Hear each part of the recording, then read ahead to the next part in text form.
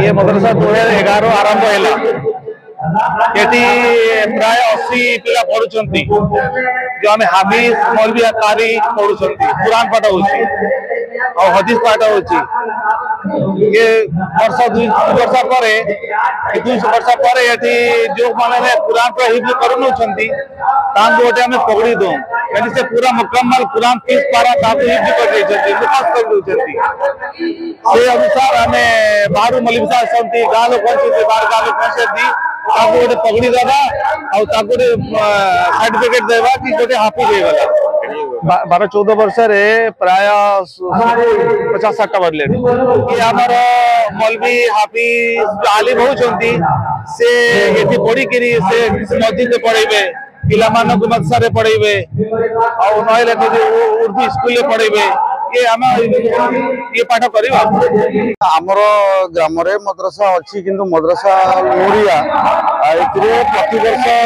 17-18 जन पिला माने कुरान पाठ पढ़ी बाहर छोट छोट पिला 7 वर्ष 8 वर्ष पाठ पढ़ी बाहर पूरा मुकम्मल कुरान को जो माने पाठ पढ़ा भी भल हो विभिन्न स्टेट रो पिला माने पाठ पढ़ुं जहाँकि जेकोसी क्षेत्र में जे बर्तमान वर्ष 2 वर्ष थे वार्षिक उत्सव होची आज खुशी कथा कि अग्रज पिला आम कुरान पाठ कम्प्लीट करी बाहरी अदार जो माइक्राम ग्राम सब आसवे बसवे आर